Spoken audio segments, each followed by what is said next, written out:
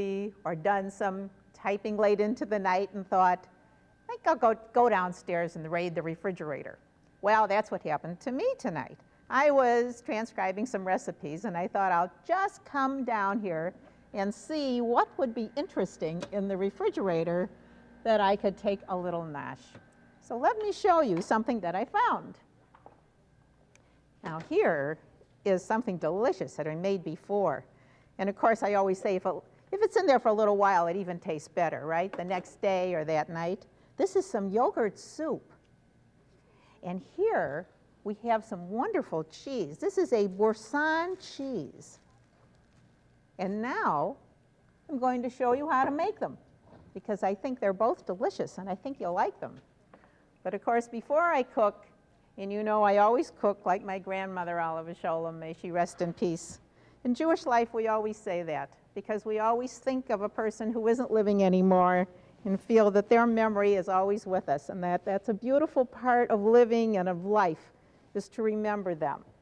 And I always kind of feel that she's a part of my life whenever we talk about someone who wasn't here.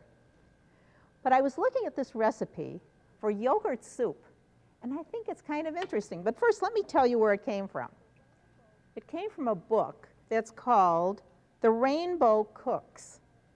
And this is put out by an organization in California. And what they do is help children who are afflicted with cancer, terminal cancer. And the parents who started this organization had a child who had this problem. And they felt that there was a need to help the children and help the parents. And this is a wonderful book and a fabulous organization. And everything in it was really very interesting. I kind of got involved with this yogurt soup because it reminded me of something that we have always made that we call farmer's chop suey. That, in a way, is, I think, the base of anybody who thought of this, because farmer's chop suey is an old dish, always made by the Ashkenazic Jews who lived in Poland, Russia, Latvia, and they would take sour cream and just mix it with whatever vegetables were available. Well, this is yogurt.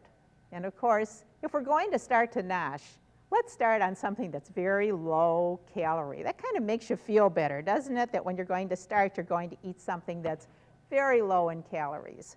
And this is a quart. I have 1 quart of just the plain yogurt. This does not have any flavoring, just the plain. But we're going to add some wonderful things to it. First, we're going to add 1/4 cup of the dark raisins. Then I'm going to add 1/4 cup of the golden raisins. Oh, they're so good, aren't they? When I start to do this, I always have to have some extra ones if Jack is around because he always tries to try a few before I put it in, just to check that it's all right. And here I have 1/4 cup of chopped cucumber. That has a very nice pickup flavor. You see how nice it's looking already? And now we're going to add 1/4 cup of broccoli. And I think in this case, I would only use the flowers. You know, when you're going to cook it, then you would use the whole one. But I think that in this case, I would just use the flowers. And here I have 1/4 cup of green onions, of course, and that's right from the garden. I hope you're doing that. It's so easy. And this is going to make it so chunky. I've got 1/4 cup of slivered almonds. And this will just be delicious. And when you serve it, just top it with some nice parsley. Look at how lovely this looks. And it's just delicious. If you feel it's too thick, then what you can always do is just add a little water. But I think it really has a good flavor. And now we're going to make this cheese that you see here. Oh, I wish we had smell-o-vision, because this is a Boursin cheese. It's French, and it's always made with garlic. So number one, we have to start with garlic. So I'm going to take a garlic clove, put it in, always put that in first, while your food processor is still dry. And you'll see it goes through very quickly. Then take your parsley that you've washed and dried, and it's set for a few minutes, and then put it in, and chop that through, just by itself with the garlic for a moment, because that will go very fast. Now I have 8 ounces of cream cheese. And always cut that up a little bit before you put it into your food processor. And I have a 1/2 cup of butter or margarine, either one that you prefer to use. And, oh, I can smell that garlic already. But this is even going to make it better because I have 1/4 teaspoon of basil and 1/4 teaspoon of oregano. And I'm just going to put it all together. You see, I try to give you one bowl recipes. Look at how easy it is. And we'll take it out and just put it in one of our very, very nice bowls. I thought this was kind of cute. It says cheese on it. And it's fun to leave something like that in the refrigerator that has cheese in it so that you know whenever you go in, there'll be something interesting, a different kind of cheese. And we've made so many of them. But I think this one is really special. And we use it very often if we're having guests over at night instead of just always having the same cheese that you always buy in the store. It's fun to make something. I think that adds a little excitement and feeling and flavor to the kind of cooking that we do. If you just take that extra moment, and although you can buy the boursin in the store, I really think that when you make it, it has an even better flavor. So raiding the refrigerator becomes lots of fun when we started out with both of these things. So I have the cheese and I have the soup, and I'm just going to have a good time trying both of them.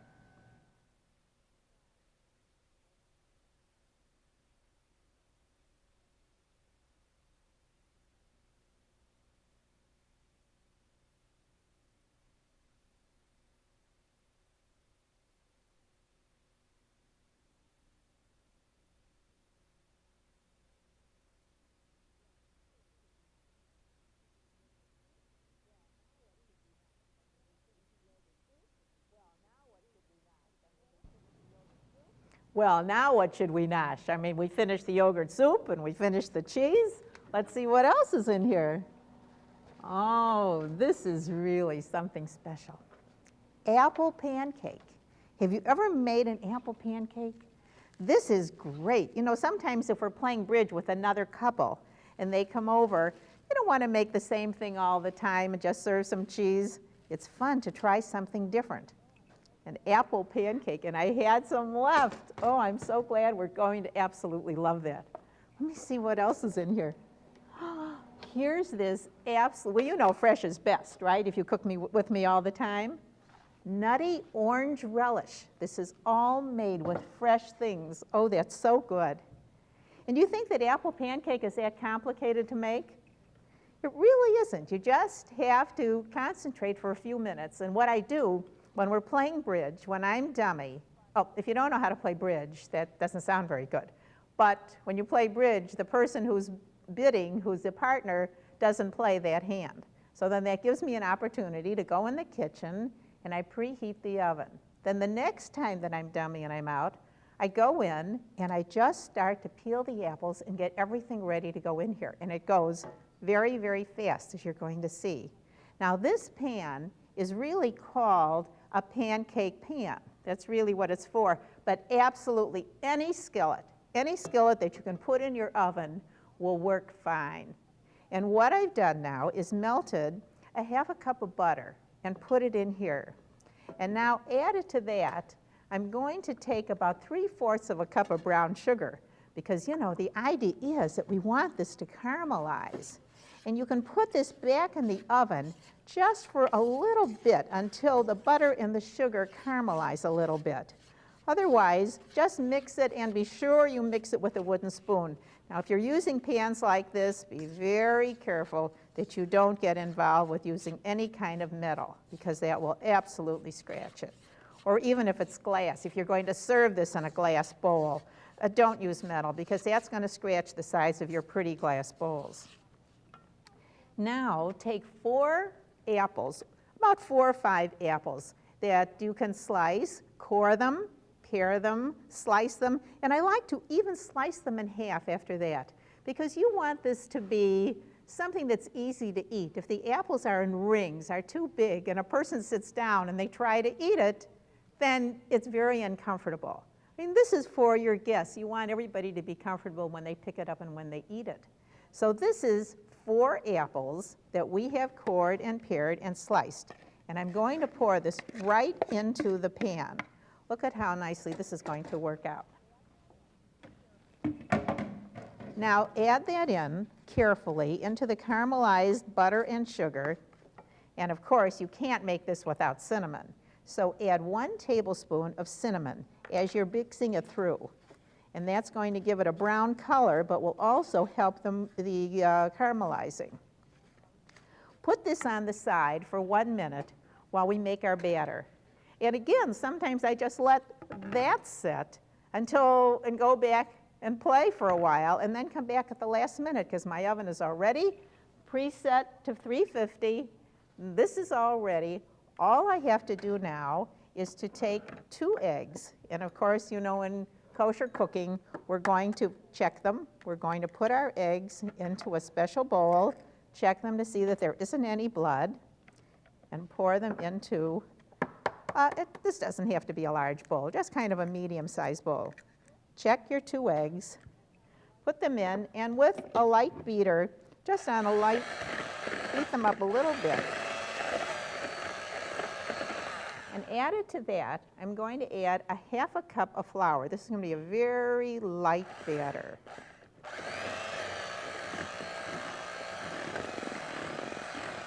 And then added to that, I'm going to put in a 1/2 cup of milk.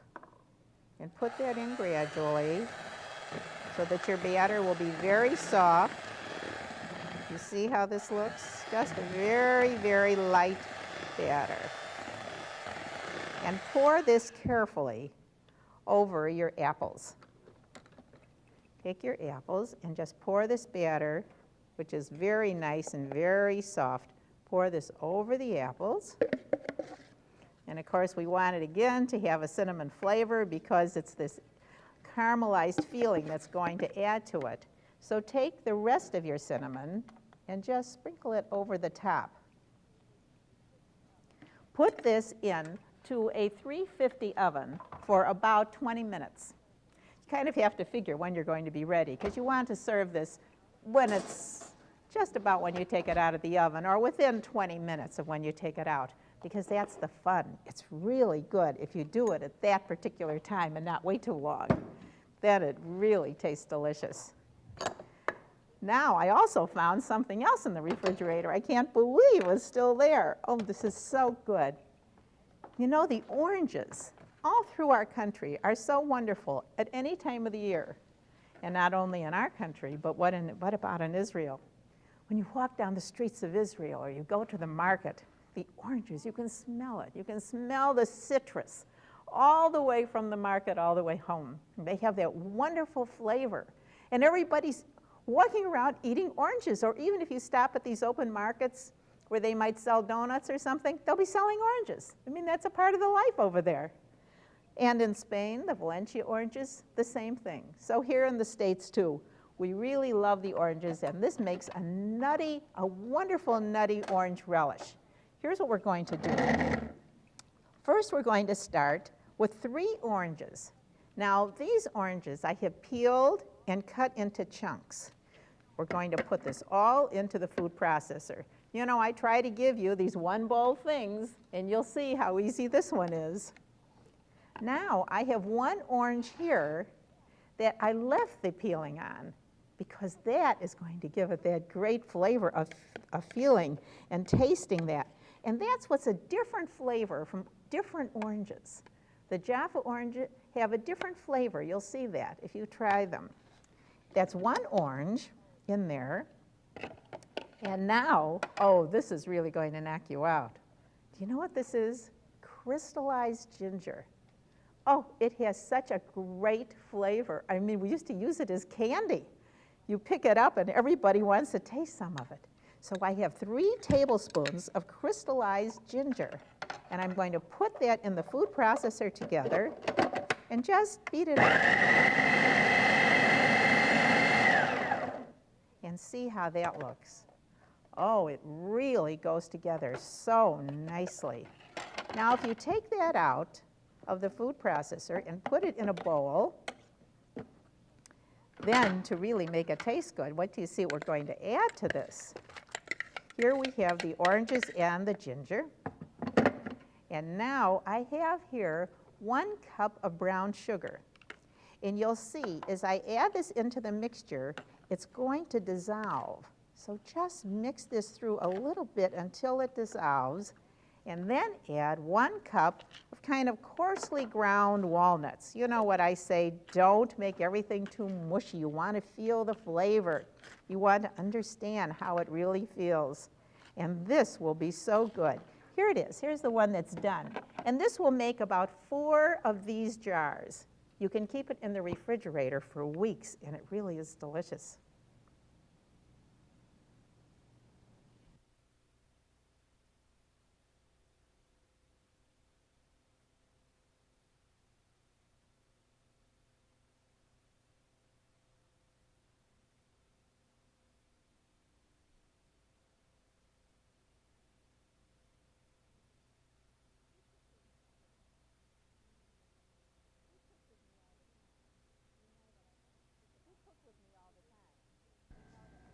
If you cook with me all the time, you know that I always speak about some tradition in Jewish life. And not too long ago, Jack and I were sitting in the synagogue on a Shabbat morning, and we were very proud of our son Ira. He was going to read Torah that morning. It's very, very difficult to read from the Torah. It's written on parchment, and this is a short cut as to how to read Hebrew. They don't have vowels, A, E, I, O, U. Instead, there are little markings under the letters. A dot under a letter would mean an E sound. A long bar would mean an A sound. But in the Torah, there are no such markings. You have to know the word. You have to know how it's pronounced. And since it's written on parchment, it's very, very difficult. And the boys or the girls are usually trained for a very long time in learning how to do that. In fact, our daughter Bonnie tutors bar and bat mitzvah students because they often will read a section of the Torah on the day that they are bar bat mitzvah. Now, when they are called up to the Torah, there are always 2 people standing, 1 on each side of the Torah, to check, to be sure that what they are reading is correct and that they are reading at the proper part of the Torah. There's a man at the synagogue where we belong who checks these positions every day. And when he comes up, he's always watching to see that the person who's going to read, or sometimes it's himself, is going to start at the proper place. But since it is in parchment and it is a holy thing, they do not touch it with their hands.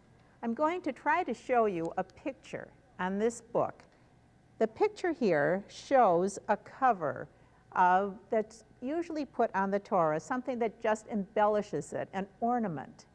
And down here, we have what is known as a yod.